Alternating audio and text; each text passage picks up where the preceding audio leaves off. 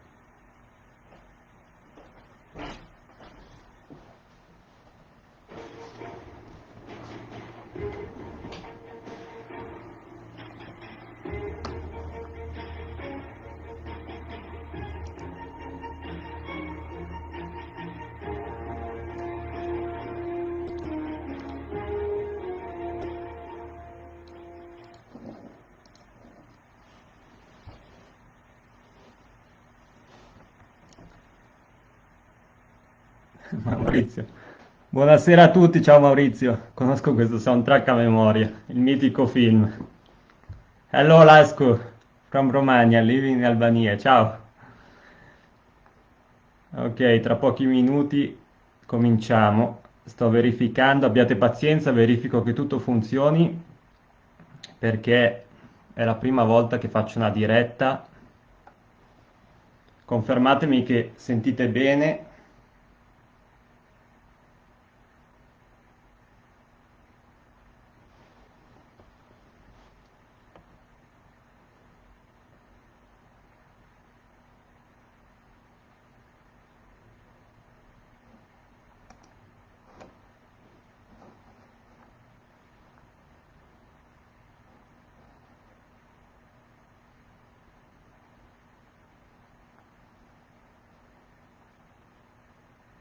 Mi sentite? Mi vedete bene?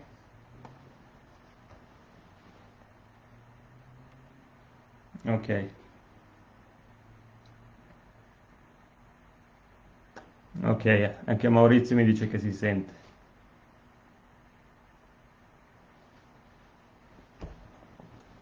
Anche also Lasco. Lasco, I hope for you that you speak also Italian. Otherwise, next time I will do another episode live streaming by English. But this time, I'm sorry for you, just Italian.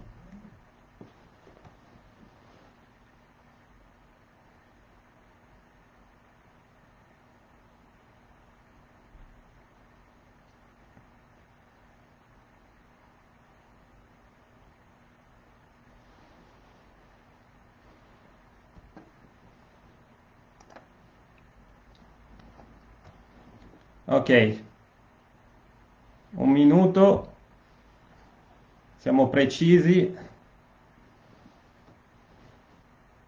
strappiamo audience al Festival di Sanremo questa sera.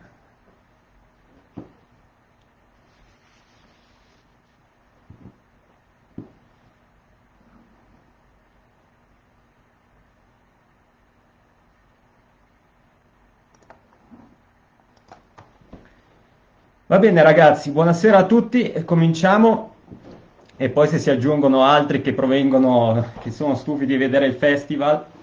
E... Ok, allora dico subito una cosa che risponderò, leggerò tutti i commenti poi alla fine con le vostre se ci sono domande eccetera eccetera, perché se no il racconto non diventa, non è piacevole e continuo a interrompermi e quindi è meglio che li leggo poi tutti alla fine e rispondo poi con calma in italiano o in inglese o anche via messaggio poi quando riesco.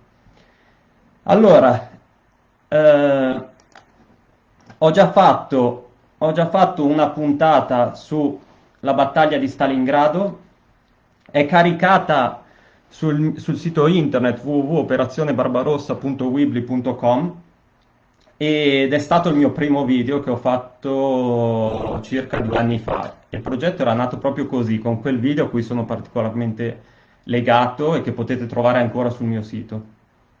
Quindi oggi non voglio fare la stessa cosa. In quel video avevo raccontato la battaglia di Stalingrado andando in ordine cronologico, proprio per data, come se fosse un libro, racconto la lettura di un libro. Ho visto che anche questo è caricato sul mio sito, il professore Barbero su Rai Storia un paio d'anni fa, passato e presente, avevo fatto una puntata proprio sulla battaglia di Stalingrado.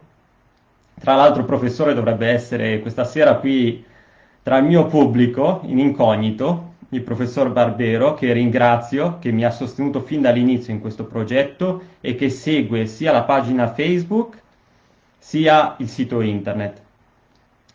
Quindi dovrò stare anche attento a parlare di lui visto che è fra i presenti.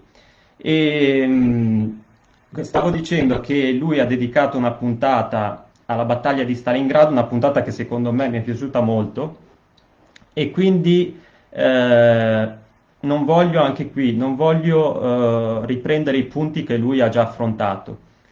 Anzi, vi consiglio di andarvele magari a vedere tutte e due, sia la sua sia la mia, perché sono tutte e due caricate appunto sul sito internet.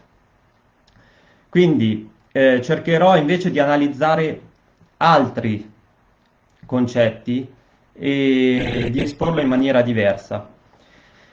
Prima di tutto, la battaglia di Stalingrado ha cambiato, è la battaglia che, come molti sapranno, ha cambiato le sorti della seconda guerra mondiale. Ieri sera su Rai Storia c'è stato un altro programma, l'ha introdotto un documentario sull'operazione Barbarossa in generale, non sulla battaglia di Stalingrado.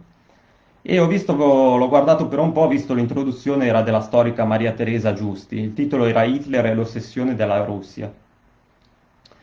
Ecco, perché dico questo, invece che parlare direttamente della battaglia di Stalingrado?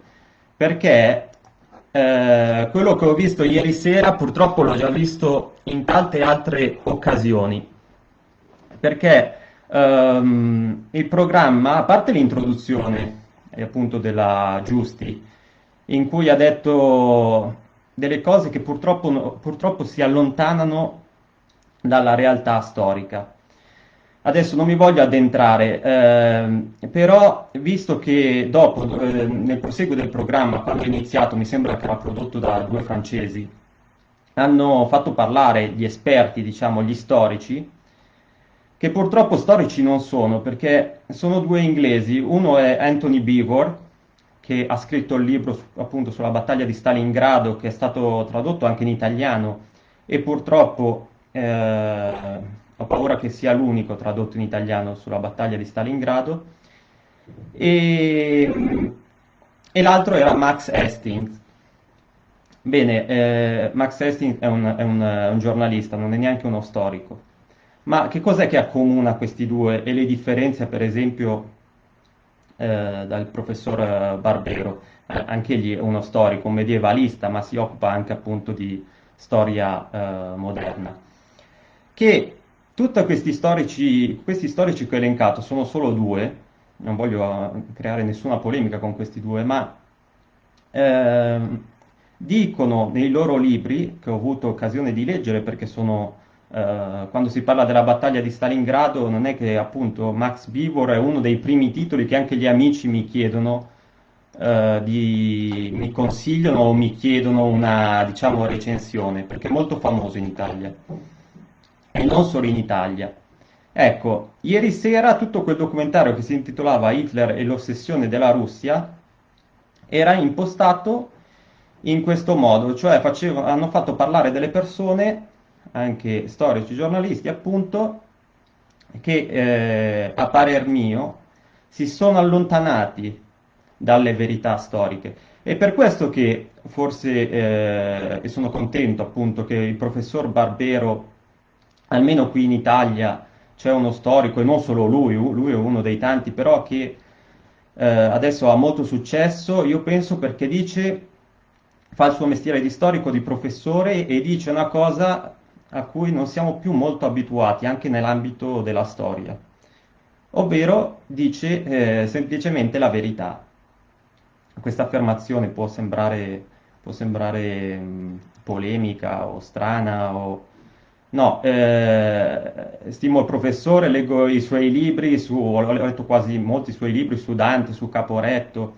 Ecco, prima di addentrarci nella battaglia di Stalingrado ho voluto chiarire questo punto, che ci sono degli storici, purtroppo, che ancora oggi, a distanza di 80 anni, interpretano, non fanno parlare i documenti, come ha ben spiegato il professore parlando di Dante Alighieri e del suo libro che ha scritto su Dante Alighieri.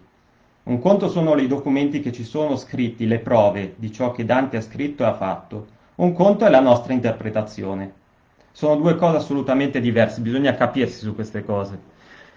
Ecco, i nomi che prima ho citato sono purtroppo degli storici o dei giornalisti che non fanno questo, ma per nostra fortuna ce ne sono altri molto molto più seri e più affidabili. ci sono degli storici che hanno dedicato la vita alla guerra sovietico-tedesca e al fronte orientale. Sono come i due protagonisti di ieri sera, sono degli storici, come spesso avviene, inglesi e americani. C'ho qui uno, il suo libro, John Erickson, che già durante la guerra fredda, bisogna riconoscerglielo, un inglese che ha lavorato anche per i servizi inglesi, già durante la guerra fredda John Erickson ha fatto un lavoro da precursore e da staccanovista in questo senso, per raccontare il conflitto nell'Europa orientale. E l'altro è l'ex colonnello dell'esercito americano, David Glantz. Per chi forse è un po' addentro a questo argomento, non c'è bisogno che io dica chi è David Glantz. David Glantz è lo storico che ha fatto conoscere in Occidente la guerra sovietico-tedesca. Ha scritto, penso, 20, non meno di 20-30 libri e è lo storico di riferimento. Ecco, ho voluto fare questa introduzione prima di arrivare a Stalingrado perché il mio racconto della battaglia si baserà su queste fonti e non sulle interpretazioni e le elucubrazioni di altri. Ieri sera, per esempio, la Giusti ha detto che l'Unione Sovietica stava preparando le forze per un attacco da effettuare contro, appunto, in Europa, una guerra di aggressione prevista per il 1942, quindi si stava preparando l'attacco. Questa tesi falsa è già stata smentita da Glantz nel suo libro, un libro che è molto famoso, come si dice, la grande guerra patriottica dell'Unione Sovietica. È un libro che ormai come si dice, è un testo di riferimento, è stato tradotto anche in italiano da Legg, dalle edizioni Legg nel 2010 e l'autore di queste tesi era un russo fuoriuscito dopo la caduta dell'Unione Sovietica, Suvorov, che affermava queste tesi. Bene, che la Giusti ha riproposto ieri sera. Queste tesi sono già state smentite da Glantz, quindi non è questo il momento e il punto per ripeterlo. Sono tutte elucubrazioni che non sono basate sui fatti. Quindi, per arrivare, spiegato il metodo che seguirò, che comunque cercherò di seguire, spiegato questo metodo, possiamo iniziare a parlare con cognizione di causa della battaglia di Stalingrado, che a distanza di 80 anni abbiamo una fortuna del cui forse non ci rendiamo conto ancora, che oltre a tutti i libri di cui sono stati scritti nel periodo della guerra fredda, che avevano tutti i difetti che sappiamo da parte sovietica e da parte occidentale, perché i sovietici sappiamo che censuravano alcune cose e tacevano altre cose, ma gli occidentali hanno fatto molto di peggio, perché hanno raccontato, quando hanno raccontato quella guerra, l'hanno raccontata in una maniera distorta, perché allora c'erano ovviamente degli interessi che facevano sì che questo fosse necessario. Ma oggi questi interessi non ci sono più e continuare a riproporre quelle tesi per me è solamente ridicolo. Quindi oggi invece dobbiamo rifarci a una serie di storici, una nuova generazione di storici che è cresciuta senza, non in mezzo a quella battaglia ideologica e che scava negli archivi in parte aperti, gli archivi ex sovietici sono in parte aperti, ma non completamente aperti, come qualcuno potrebbe pensare, anche a distanza di 30 anni dal crollo dell'Unione Sovietica. Ogni pochi anni vengono aperta una parte, ne viene aperta, ma gli storici non hanno ancora un accesso libero. Bene, nonostante tutti questi limiti, negli ultimi 20 anni c'è stata anche la rivoluzione appunto dell'informazione, di internet, e moltissimi documenti sono stati pubblicati, scansionati e pubblicati su internet. Quindi gli storici adesso più coscienziosi possono usufruire di un materiale che non c'è mai stato prima. Quindi non dico che tutto il materiale vecchio fosse da buttare, dico che andava usato con molta cautela. Oggi questi storici si stanno impegnando per finalmente togliere quel velo ideologico che copriva queste vicende e finalmente raccontare la storia per quella che è stata, la storia della Seconda Guerra Mondiale, in particolare sul fronte dell'Est. Quella che i russi sovietici chiamano la Grande Guerra Patriottica e che in Europa chiamiamo il conflitto dell'Est, proprio perché i tedeschi lo chiamavano così. E per questo ho dato alla mia pagina il nome Il conflitto sovietico-tedesco, per staccarmi da queste due letture e essere il più imparziale possibile. Ecco, arrivando alla battaglia di Stalingrado, mi è sembrato doveroso fare questa premessa, perché solo dopo questa premessa possiamo raccontare e capire che cosa è stata. Il cinema, attraverso i libri, anche il cinema, mi viene in mente, prima abbiamo sentito la musica del film di Wiesmayer che è venuto a mancare recentemente, purtroppo, questo ottimo regista che ha fatto un film su Stalingrado, un ottimo film, anche quello uscito nel 1993, dopo il crollo dell'Unione Sovietica. Ecco, tutto questo una volta non era possibile. Ci raccontavano che la battaglia di Stalingrado era paragonabile alla battaglia di El Alamein, era importante tanto quanto per esempio lo sbarco in Normandia. Il cinema, i libri, le riviste, i giornalisti, gli storici ci hanno fatto credere che tutte queste battaglie fossero, diciamo, tutte importanti alla stessa maniera.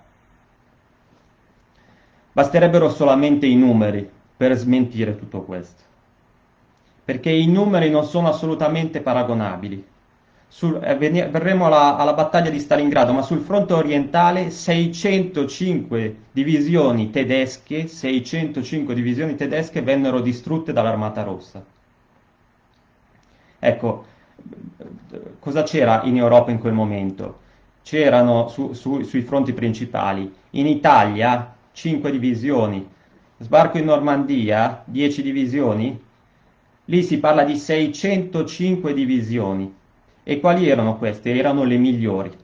E le migliori divisioni della Wehrmacht e della SS, con i migliori carri armati, i migliori equipaggiamenti, vengono mandati nel 1942 all'assalto della città di Stalingrado. Queste sono le forze che Stalin e l'Armata Rossa devono fronteggiare da sole nel 1942. Perché? Perché già nell'estate, in quell'estate, Churchill e gli alleati hanno detto a Stalin che non potranno aprire il famoso secondo fronte che lui ha richiesto in Europa per alleggerire la pressione nazista sull'Unione Sovietica. Questo secondo fronte, lo sappiamo, verrà aperto solo molto più tardi. Verrà aperto alla fine del 1944. E il nostro professor Barbero ha detto in una puntata che appunto parlava della battaglia di El Alamein, ha detto, sempre di passato e presente su Rai Storia, ha detto appunto che l'Unione ha fatto questa affermazione perentoria: l'Unione Sovietica avrebbe vinto la guerra anche senza l'aiuto degli alleati da solo. Può sembrare polemica o provocatoria, ma si basa su delle considerazioni, si basa su alcuni dati. E quali sono principalmente?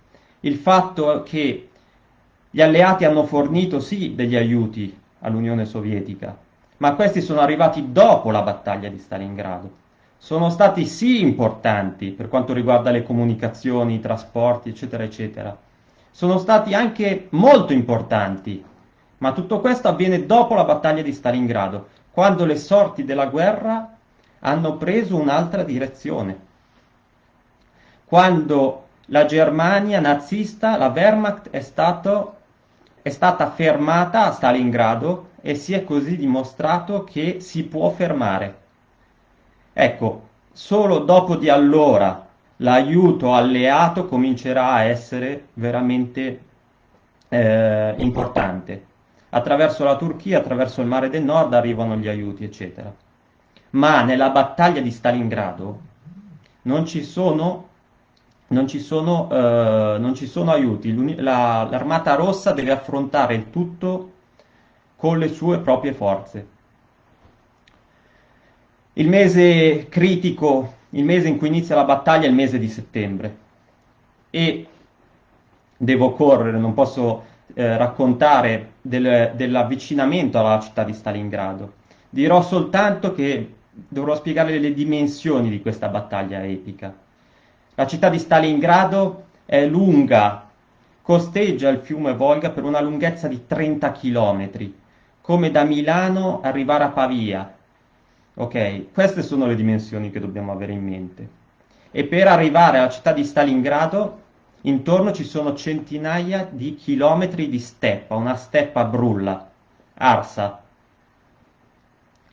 Tra l'altro l'estate del 1942 è un'estate calda. La Wehrmacht ha già deciso nel giugno con l'operazione Blu, o anche chiamata azzurra, Fall Blau, ha già deciso che punterà a sud per l'offensiva estiva del 1942. E così fa. Qual è l'obiettivo? L'obiettivo, e qui ci sono state moltissime discussioni di storici, eccetera, eccetera. L'obiettivo principalmente sono i pozzi di petrolio del Caucaso, a cui la Wehrmacht non riuscirà mai ad arrivare a Grozny e gli altri pozzi petroliferi. Quello ovviamente è l'obiettivo per dare l'energia vitale all'enorme macchina che si è messa in movimento sul fronte orientale. Una macchina che sappiamo ha la sua punta di diamante nei mezzi corazzati. E i mezzi corazzati, lo sappiamo, hanno bisogno di benzina e di petrolio. E la Wehrmacht ha bisogno proprio di questo. Quindi Hitler decide in quell'estate 1942, davanti al Caucaso, decide di dividere il gruppo di armate sud di von Bock, il famoso generale e criminale di guerra, in due gruppi, il gruppo di armate A e il gruppo di armate B.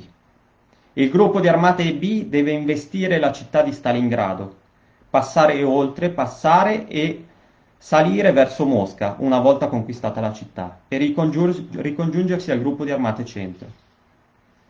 Il gruppo di armate A deve andare verso il Caucaso e raggiungerlo velocemente. Raggiungere il Caucaso e impadronirsi subito dei pozzi di cui la Wehrmacht ha un estremo bisogno, i pozzi petroliferi.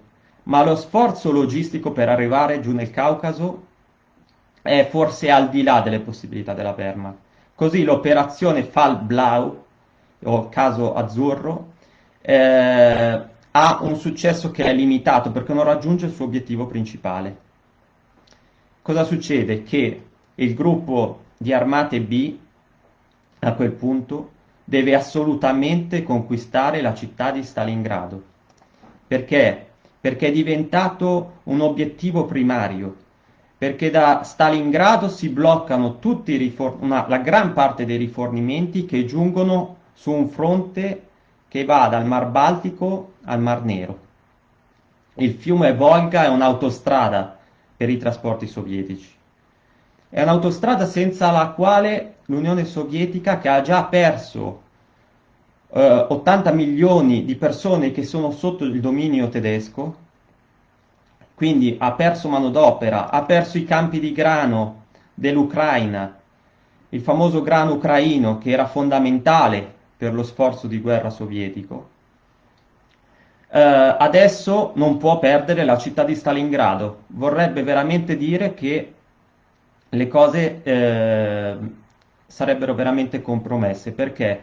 Perché al di là ci sono i monti Urali, al di là la grande terra, come la chiamavano i sovietici allora, la grande terra era solo un immenso deserto di steppa e verso le foreste della Siberia.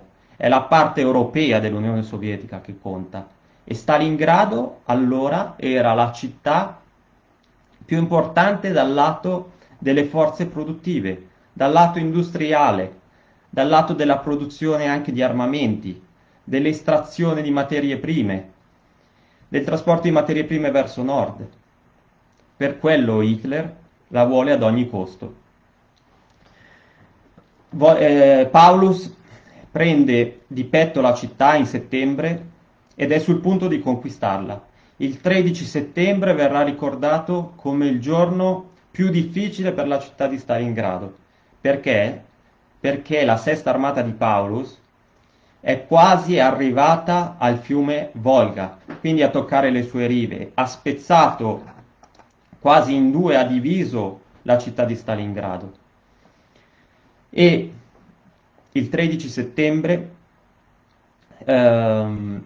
viene nominato a capo della guarnigione della 64esima armata che ha il compito di difendere Stalingrado il generale Chuikov.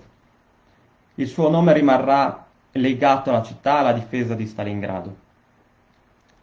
Chuikov ha avuto un paio di mesi per rendersi conto della situazione nella guerra in Unione Sovietica, perché era stato mandato in Cina da fare da consigliere militare a Chiang Kai-shek. Non mi posso dilungare oltre su questo punto, che meriterebbe una puntata a parte, ma Chuikov prende questa responsabilità e giura che difenderà la città di Stalingrado a qualsiasi costo. Chuikov dice: difenderemo la città di Stalingrado, ne faremo la nostra tomba. Questo dice già molto di quest'uomo e della sua determinazione nel tenere la città. Accanto a lui il generale Yeremenko. Yeremenko è un ucraino, lo dico soprattutto perché per gli ultimi avvenimenti di questi giorni tra la Russia e l'Ucraina. Ci torneremo su più tardi. Yeremenko è un ucraino, ha perso la moglie nell'estate del 1941 sotto le bombe tedesche. È una persona sanguigna, ambiziosa, determinata e assieme a Chuikov saranno i due difensori della città e del fronte del Volga. Saranno una coppia perfetta che si compenserà. Contro Yeremenko e contro Chuikov, Paulus avrà pane per i suoi denti, perché Chuikov capisce immediatamente che il 13 settembre stesso anche un solo uomo è necessario a Stalingrado, perché la differenza la possono fare non 200, 300, 400 carri armati, ma 5 o 6 carri armati. Questa è la situazione quel giorno. E come la proverbiale cavalleria nei film western americani, arriva attraverso i battelli del Volga, su dei piccoli battelli, arriva alla 13ª divisione della guardia del generale Rotmistev. Rotmistev ha 36 anni, è molto giovane, e a Stalingrado, dopo la guerra, il suo nome lo conosceranno praticamente tutti. Sarà un eroe della battaglia di Stalingrado ed nominato eroe dell'Unione Sovietica, quindi uno delle più alte riconoscimenti allora assegnati. Rotmistev arriva appunto come la cavalleria nei film western americani all'ultima ora dell'ultimo giorno, il 13 settembre, e con 10.000 uomini, le sue 10.000 guardie, riesce a fermare per un pelo la presa della città. Sono quelle forze necessarie a fermare il crollo totale della città. Le perdite tra la 13ª divisione della guardia arriveranno al 90%, 9 uomini su 10 moriranno. Ecco, benché nel film Il nemico alle porte fanno vedere questo sbarco senza armi degli uomini che attraversano il Volga, e per questo è stato giustamente molto criticato quel film anche dall'associazione Reduci di Stalingrado. Adesso non voglio entrare nei dettagli cinematografici, comunque quella scena vorrebbe stare a significare che mancavano addirittura le armi a questi primi combattenti. Eh, ma questo permetterà di salvare la città. Poi il mese di settembre diventerà l'inferno. Perché? Perché negli ultimi giorni di agosto Hitler ha dato ordine all'aviazione, alla Luftwaffe, di distruggere la città di Stalingrado anche dall'aria, di darle fuoco. Quindi il 22 agosto 2000 incursioni di cacciabombardieri tedeschi sganciano esplosivo e bombe incendiarie. La città non ha più le somiglianze di una città. È un ex centro industriale che è stato tramutato in un ammasso di rovine. Quindi l'ambiente in cui si svolge la battaglia di Stalingrado, il combattimento urbano, avviene in un campo di battaglia che non si è mai visto prima durante la seconda guerra mondiale e a cui i tedeschi non sono abituati a combattere. E i russi si abituano più velocemente, anche grazie appunto a Chuikov che capisce subito che quello è il nuovo tipo di guerra su quel fronte. I tedeschi fanno fatica ad adattarsi, i carri armati entrano timidamente tra le larghe vie di Stalingrado, perché sono minate, perché i fanti sovietici li lasciano filtrare per poi attaccarli coi cannoni anticarro.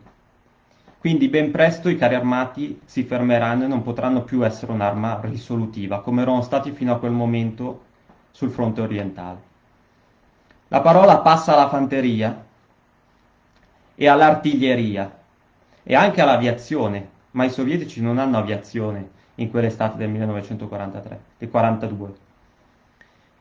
Chuikov raccoglie tutta l'artiglieria che ha a disposizione, i famosi razzi Katyusha, sulla sponda orientale del Volga li lascia, con le ruote anteriori sulla riva che si bagnano, per avere la massima gettata, perché di notte e di giorno continuano a sparare sulla sponda occidentale, sulle linee tedesche. Ma anche i tedeschi fanno la stessa cosa.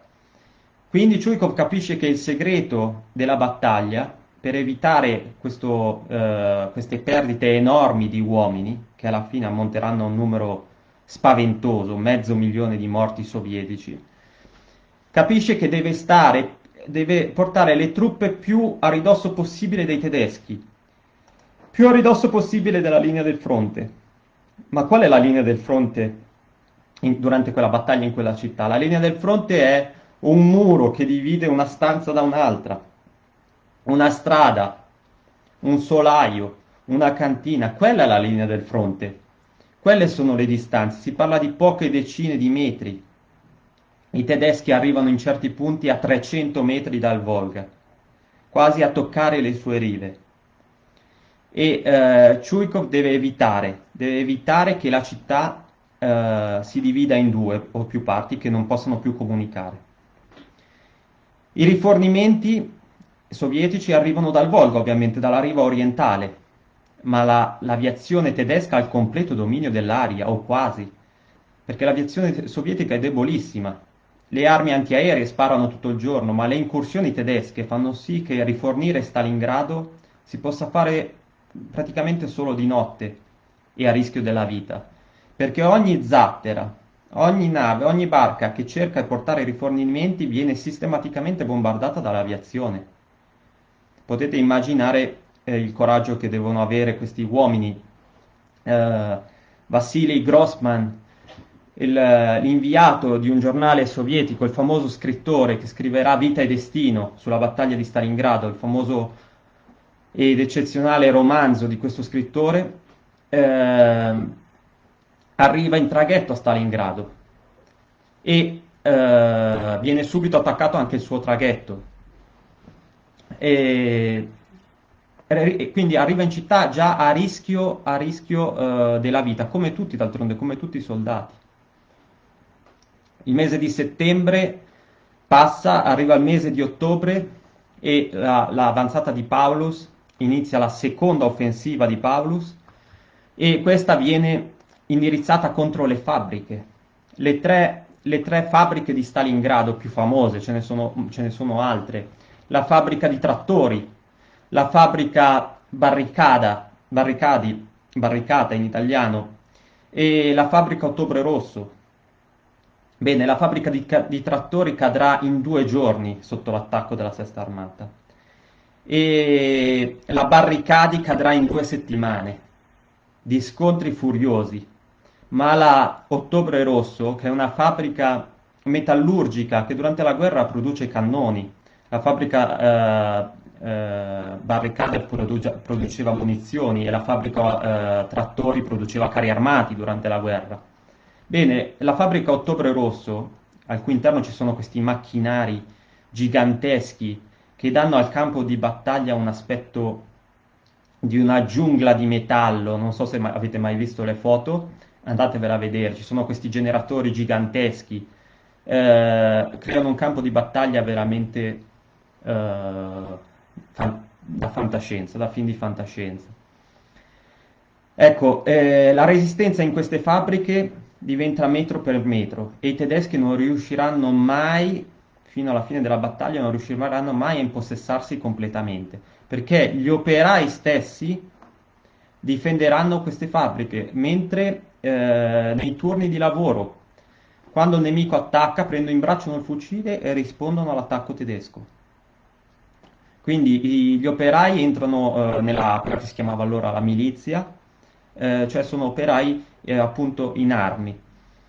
Il mese di ottobre è un altro mese critico, ma anche questo viene superato.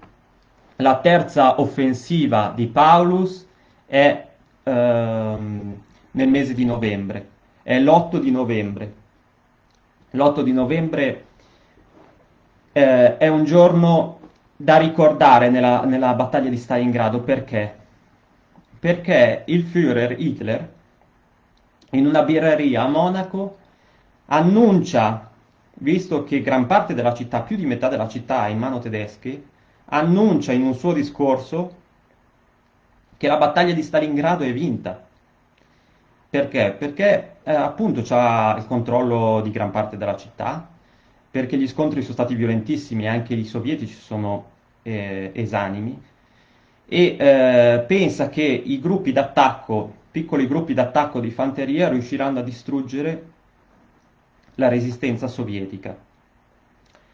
Questo discorso si vede, si sente anche nel film di Will Smith, se ci fate caso, quando Hitler parla alla radio e spiega l'importanza della città di Stalingrado come centro nevralgico dell'economia sovietica e spiega, dice come ultima frase, che il tempo non ha importanza, quello che è importante è che la città non riesca più a funzionare come veicolo di produzione e di transito per rifornire il fronte sovietico. Il tempo non ha importanza, dice, l'importanza è aver raggiunto l'obiettivo. Ma che cosa succede? Questo avviene l'8, il 9, il 10, l'11 di novembre. Ma da mesi Zhukov e Vasilevsky, che sono ai vertici dello Stavka, il comando supremo sovietico, da mesi, da prima che arrivassero i tedeschi a Stalingrado, hanno pensato, hanno spiegato a Stalin, hanno esposto a Stalin un piano d'attacco di grande portata, di chiudere la sesta armata tedesca in una gigantesca morsa. Questo piano non è stato pensato come alcuni credono durante la battaglia di Stalingrado o in quell'inverno 1942. Questo piano Zhukov e Vasilevsky l'hanno pensato molto tempo prima, ma per elaborarlo e soprattutto per realizzarlo ci sono voluti dei mesi. E quando è che scatterà? Scatterà il 19 novembre con l'operazione Urano. Quindi l'attacco Zhukov e Vasilevsky hanno creato un'armata poderosa di 1 milione di uomini sulla riva orientale del Volga, riescono a spostare questa massa immensa, ma soprattutto i mezzi corazzati. Soprattutto la produzione sovietica fa sì che il numero di carri armati prodotti sia superiore a quello che i tedeschi possono disporre in quel settore del fronte. Riescono a chiudere la sesta armata in una sacca, la famosa sacca di cui già fin da bambino avevo sentito, leggevo, ne avevo sentito parlare, e che diventerà famosa appunto in tutto il mondo, e i tedeschi che hanno lasciato i propri fianchi scoperti, scoperti per modo di dire. Ci sono delle armate romene, ci sono dei soldati ungheresi, ci sono insomma le divisioni un po' che loro hanno messo di riserva in seconda linea. Quelle difendevano i fianchi della Sesta Armata e della Quarta Armata Panzer sul fronte del Volga. Ed è lì che i sovietici attaccano, nel loro punto più debole. La scena che i sovietici si impossessano del ponte di Kalash a un centinaio di chilometri, questa è la distanza che bisogna immaginarsi, 120 chilometri da Stalingrado, è lì che avviene il ricongiungimento tra i due bracci della tenaglia. Il ponte di Kalash viene preso di notte, i tedeschi sono sbigottiti, non capiscono neanche che quelli sono russi e non sono tedeschi, i soldati che si trovano davanti, perché l'attacco è stato fulmineo, istantaneo. Ecco, quello è il momento, è il momento di svolta della battaglia di Stalingrado, ma la battaglia non è finita. Soprattutto il fronte del Volga non è finito, perché di lì a poco tempo, il 12 di dicembre, i tedeschi cercano ovviamente di liberare la Sesta Armata, perché Hitler, e qui c'è il dibattito storico, Hitler ha dato ordini a Paulus di resistere.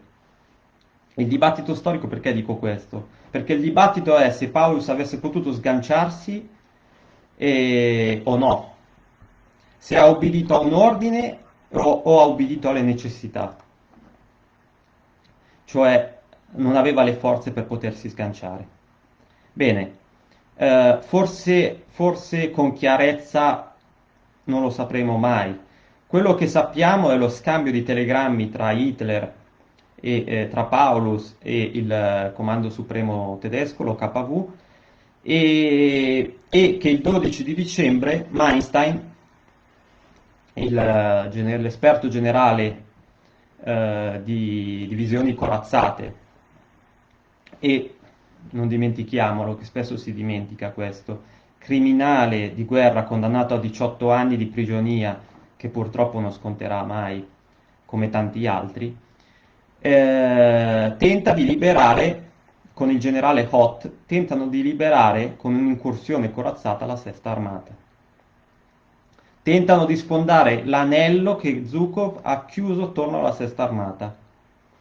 Riescono ad avanzare di circa 30 km, ma non è sufficiente. Paulus non riesce ad andargli incontro, non ha più la benzina per andare incontro al generale Hoth. Quindi la Sesta Armata non può far altro che contare sulle sole proprie forze. I rifornimenti attraverso l'aria sono molto complicati perché Zhukov e Vasilevsky hanno organizzato le cose molto bene e gli aerei da trasporto tedeschi non riescono a passare l'anello. Se riescono a passarlo è con molte difficoltà, ma soprattutto i tedeschi non hanno abbastanza aerei. Göring, con la sua solita spavalderia ottimistica, ha promesso alla Sesta Armata 500 tonnellate di rifornimenti al giorno, una cifra che non verrà mai raggiunta, ma neanche la metà verrà raggiunta. Quindi la Sesta Armata deperisce lentamente e Paulus deperisce con essa, perché ha ubbidito agli ordini di Hitler, ma vede i suoi uomini giorno per giorno, vede i feriti che non sono curati, vede gli uomini che stanno morendo di congelamenti, vede gli uomini a 18.000 feriti che non possono essere curati perché non hanno nessuna assistenza medica e sa che la fine è ineluttabile, nessuno potrà tirarlo fuori nessuno potrà tirarlo fuori di lì. Quindi un fatalismo gelido cala sulla Sesta Armata, ma gli uomini hanno ancora l'ordine di Hitler di resistere a qualsiasi costo. Bene, l'alto comando sovietico, Zhukov in primo, decidere di lasciare un po' le cose a sbollire, diciamo, la Sesta Armata a morire di morte propria prima di dargli il colpo di grazia. Il 16 dicembre lo sappiamo, specie noi italiani, perché è il giorno della operazione sovietica Piccolo Saturno che travolge l'ottava armata italiana sul fronte del Don. Eh, ma questo è un po' più a ovest della battaglia della città di Stalingrado. Lo sappiamo perché appunto in quanto italiani sappiamo tutto quello che ha comportato quella offensiva sovietica. Fino a che a dicembre, alla fine di dicembre, a gennaio, Zhukov decide di mettere mano, di mettere fine alla Sesta Armata. Incarica il generale Rokossovskij e il generale Vatutin, il giovane generale Vatutin. Lo voglio ricordare Vatutin perché è protagonista della battaglia di Stalingrado e la battaglia di Kursk ed è un nome non conosciuto da tutti. Ha 44 anni e come finirà? Finirà ucciso il generale Vatutin da nazionalisti, non dai tedeschi, da nazionalisti ucraini. Lo ricordo perché appunto in questi giorni c'è il nazionalismo, è tornato nelle prime pagine e nell'attualità. Quindi il generale Vatutin, il cui monumento è stato rimosso in Ucraina, è stato rimosso, è uno dei protagonisti con il generale Rokossovskij dell'annientamento della sacca di Stalingrado. L'annientamento della sacca di Stalingrado di fine gennaio si compie con un durissimo attacco fuoco di artiglieria. I tedeschi, l'ho già detto, sono già esausti, esanimi, senza assistenza e senza munizioni. Dopodiché la sacca si stringe così tanto che le ultime unità tedesche sono costrette a rientrare in città. Quindi, e dove li aspetta appunto Chuikov.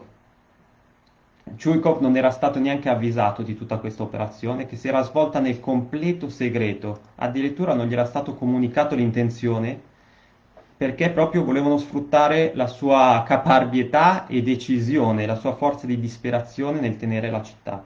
Ogni soldato avrebbe dovuto essere usato per questa offensiva determinante. E così è stato.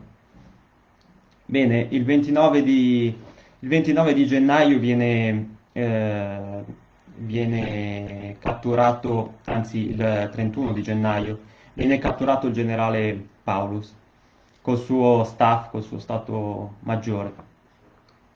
E il 3 febbraio, il 2 febbraio finisce ufficialmente gli ultimi reparti tedeschi isolati, senza più nessun collegamento con i loro superiori, si arrendono e vengono catturati. Quanti sono? Bene, il 19 novembre, quando Zhukov ha chiuso la sacca, c'erano 260.000 tedeschi all'interno, anche se i sovietici non sanno questo. Quando le ultime forze si arrendono, si conteranno 90.000 prigionieri, quindi una gran parte è morta in combattimento o congelata. È la più grande tragedia per la Wehrmacht fino a quel momento e per la stessa Unione Sovietica, per la stessa Armata Rossa. Non dimentichiamo una cosa che forse non tutti sanno. Quella battaglia è costata all'Armata Rossa 500.000 morti e ai tedeschi 147.000. Questo è il prezzo in vite umane della vittoria. L'obiettivo è stato raggiunto, ma a quale prezzo? Ecco, questo è un particolare che forse non tutti ricordano, le proporzioni. La Sesta Armata è disfatta, per la prima volta la Wehrmacht accusa una disfatta di questa portata, ma il prezzo da pagare è stato altissimo, perché quello è stato una guerra di logoramento. Alan Clark di cui tra poco parliamo, il bravissimo studioso inglese che ha scritto il suo libro negli anni 60, già negli anni 60, Barbarossa si intitola appunto. L'ho richiamato molte volte nei miei video. Alan Clark dice appunto che la guerra di logoramento combattuta casa per casa con artiglieria, aviazione, eccetera, eccetera, ha avuto un costo che è stato gigantesco. Alla fine l'obiettivo è stato raggiunto, ma è stata una guerra che non si era mai vista prima e non si vedrà più, neanche sul fronte orientale. A Budapest, altri combattimenti urbani come a Berlino, saranno dei combattimenti simili, una piccola Stalingrado, diciamo, e anche nella città di Berlino, ovviamente, combattimenti urbani. Ma, come ha scritto un soldato tedesco, a Stalingrado eh, si è visto cosa vuol dire combattere. Ha lasciato proprio scritto nel suo diario: chi non ha combattuto contro i russi nel corpo a corpo, come a Stalingrado, non sa che cosa sia la guerra. Quindi io aggiungerei: chi non ha combattuto a Stalingrado non sa che cosa è stato il fronte orientale. Questa è, secondo me, una delle lezioni che quella battaglia ci ha insegnato. Ed è per questo che è entrata anche nella storia. La sua importanza strategica, come ho già detto prima, è stata, hanno cercato, finita la guerra, hanno cercato di diminuirla, hanno cercato di paragonarle, come ho già detto, ad altre battaglie, ma il punto di svolta è stato lì. Alexander Werth, forse l'unico straniero inglese presente in Russia in quei giorni, giornalista, che ha lasciato un libro famosissimo, La Russia in guerra si intitola, tradotto anche in italiano. Alexander Werth dice: quello è stato il punto di svolta, lo individua subito. Nel 1946-47 esce subito il suo libro, e che ancora, nonostante sono passati quasi 70 anni, è ancora uno dei libri più validi sull'argomento, perché sono libri che non sono invecchiati. Come il libro di Alan Clark, Barbarossa. Si basavano su fonti in gran parte tedesche, perché non avevano fonti sovietiche su cui basarsi, questi libri e questi autori. Ma sono riusciti lo stesso a scrivere dei libri che non sono invecchiati. Perché?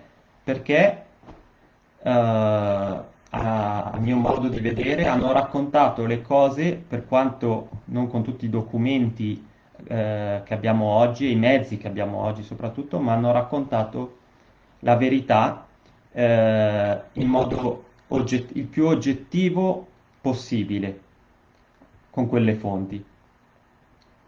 Oggi si possono fare ben altri studi, ben altri approfondimenti, ma ancora oggi ricostruire giorno per giorno la battaglia di Stalingrado è un compito che lo stesso curatore del museo a Stalingrado, a Volgograd, nella città di Volgograd, ha detto che noi conosciamo circa il 70%, possiamo ricostruire, di ciò che è successo realmente in quella battaglia, e il 30% probabilmente rimarrà per sempre oscuro.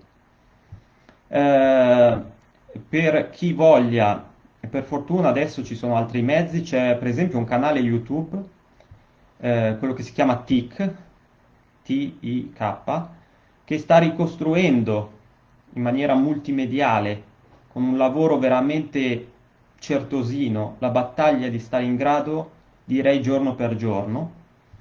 La serie si chiama Battlestorm Stalingrad e ne sono già usciti 31 episodi. Si basa sui libri di Glantz, si basa su moltissimi libri, è un lavoro di assoluto spessore e sono contento che è un altro mezzo che abbiamo a disposizione per capire veramente che cosa è successo. Quindi vi consiglio di andare a vedere, soprattutto per chi sa anche può usufruire della lingua inglese, perché in italiano, come purtroppo ho ricordato prima, dobbiamo accontentarci di solo alcuni libri, peraltro molto buoni. Ho detto Alan Clark, e l'ho già detto nel mio video che trovate sul mio sito, e non posso non dire anche Richard Overy, lo ha ricordato anche il professore Barbero.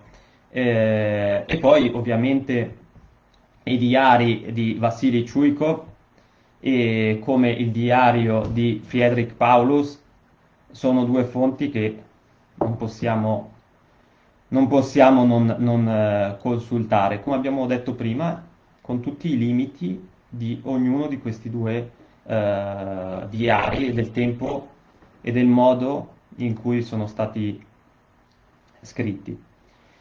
Per concludere, direi che appunto vi ho già consigliato prima di rivedere anche la mia puntata che avevo fatto, il quarto episodio della mia serie sulla battaglia di Stalingrado, quella del professor Barbero che era andata in onda un paio di anni fa, a passato e presente su Rai Storia, e i libri, questi in italiano, ma soprattutto spero che possiate leggerla lingua inglese, perché i libri più interessanti, ahimè, sono scritti in inglese.